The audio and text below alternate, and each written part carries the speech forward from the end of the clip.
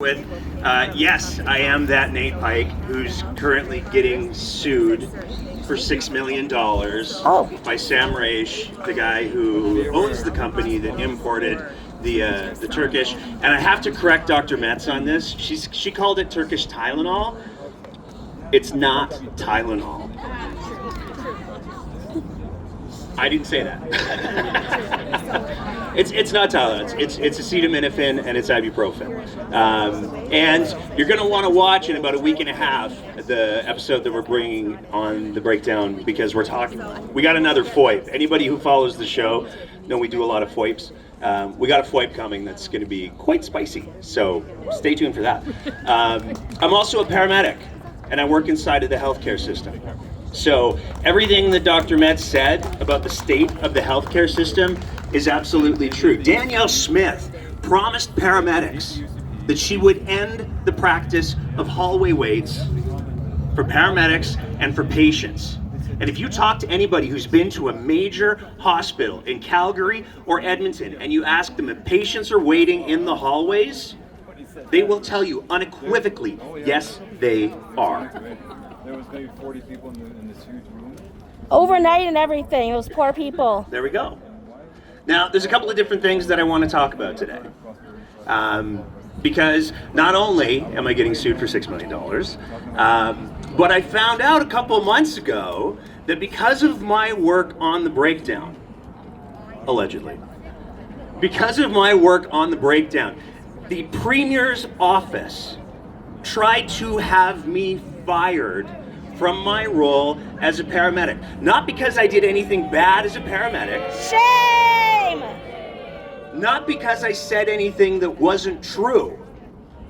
I was just a voice that was saying, you're doing some very bad things here and we would like you to stop, please. For that, the Premier's office tried to have me fired. Sounds about right. Sounds about right. The reason that I found out about that was because of a lawsuit that was brought forward by the former CEO of Alberta Health Services. Her name's Athana Menzelopoulos. She filed a lawsuit for wrongful termination because while the government of Alberta couldn't fire me, they did fire her.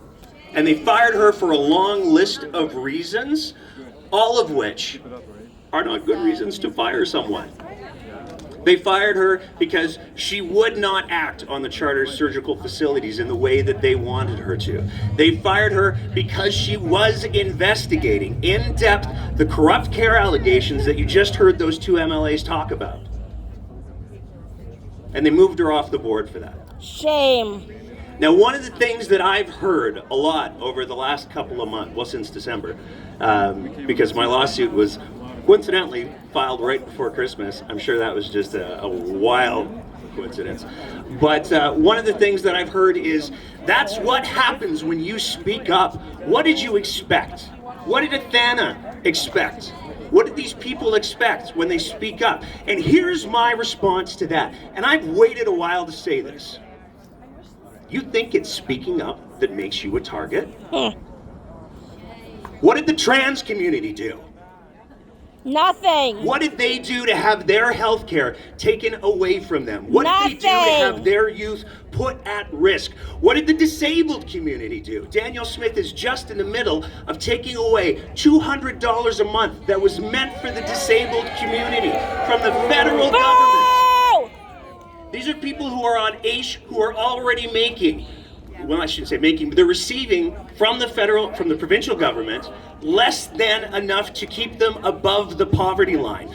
The provincial government has legislated policy against the disabled community.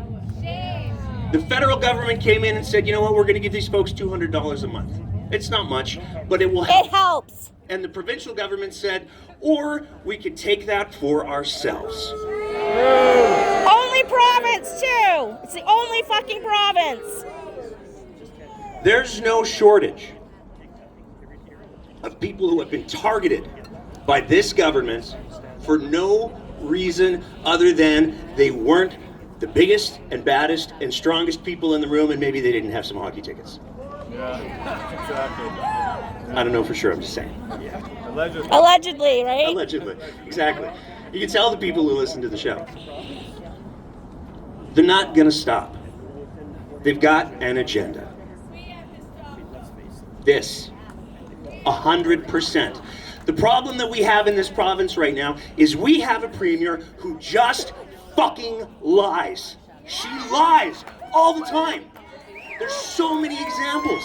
Hell yeah! She lies all the time. Her cabinet lies all the time. The bad faith actors that exist inside of her party lie all the time.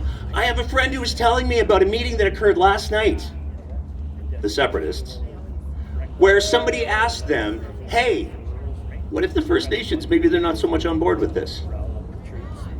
Oh, I know that. You know that. Do you know what they told that room full of people?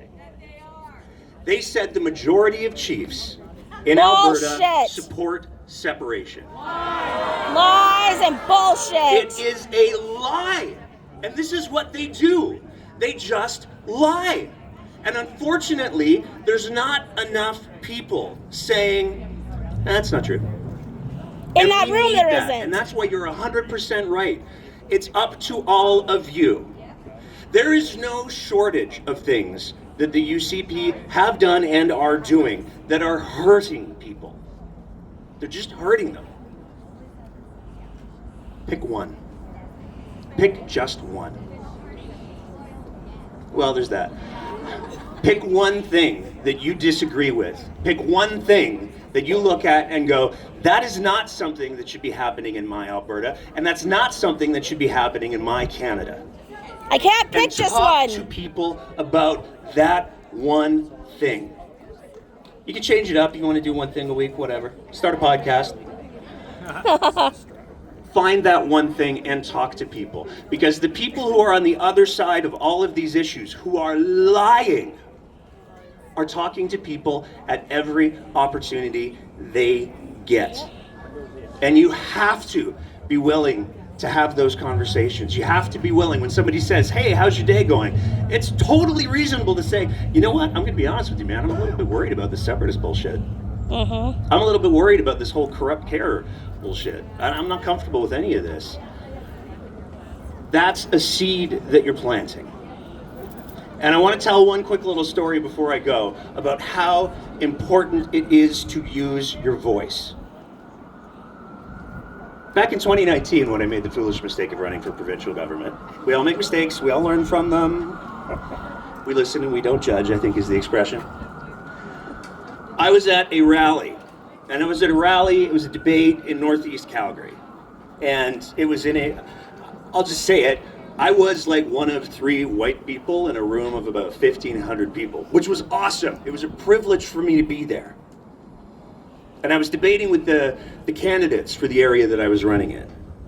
And one of the questions that came up for the UCP candidate who spoke right before me was, hey, so this GSA thing, remember 2019? Hey, this GSA thing, what's the story there?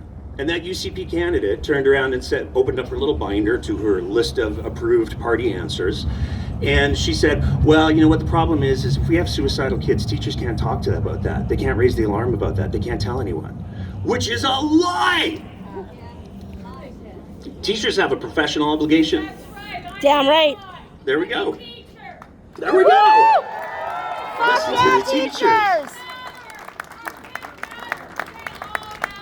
Absolutely. And so she just lied.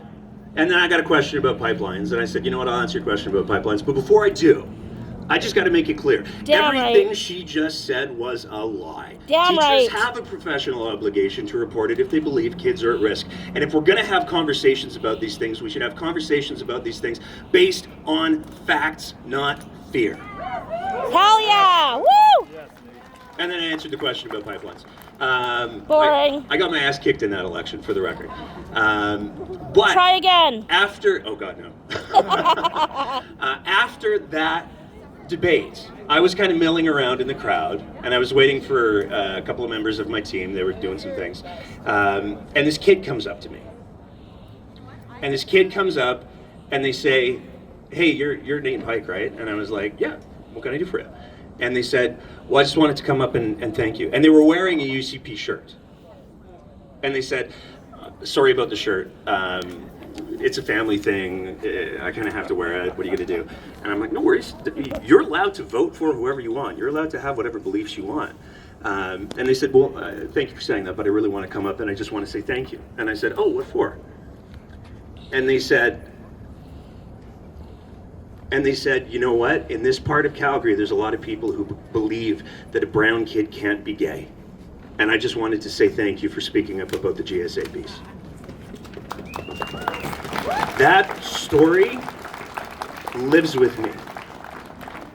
I will never ever forget that kid, because that is such a powerful reminder that when you use your voice, you don't know who's listening. You don't know who's going to hear it, but people do. And that can make a world of difference, just to say, you know what? No, not on my watch. I'm not going to let this bullshit stand. I'm not going to let these lies stand. I'm going to fight for my province. I'm going to fight for my country. And there's not a damn thing you can do to stop me.